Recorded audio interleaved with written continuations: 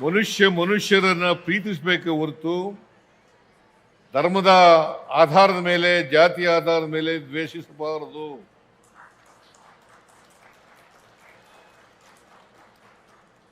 ನಾವೆಲ್ಲ ಮನುಷ್ಯರು. ನಾವು ಪರಸ್ಪರ ಪ್ರೀತಿಯಿಂದ ಇರಬೇಕು ಹೊರತು ಪರಸ್ಪರ ದ್ವೇಷದಿಂದ ಇರಬಾರದು. ಅದು ಮನುಷ್ಯತ್ವದ ಲಕ್ಷಣ ಅಲ್ಲ. ನಾವು ಮನುಷ್ಯತ್ವ ಒಪ್ಕೊಳ್ಳೋದಾದ್ರೆ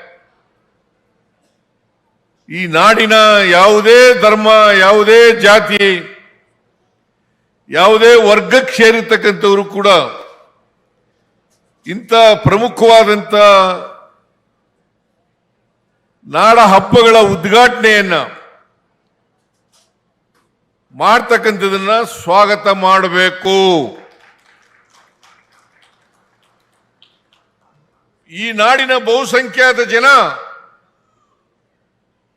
ಶ್ರೀಮತಿ ಬಾನು ಮುಸ್ತಾಕ್ ಅವರು ಉದ್ಘಾಟನೆ ಮಾಡ್ತಕ್ಕಂಥದನ್ನ ಒಪ್ಕೊಂಡಿದ್ದಾರೆ.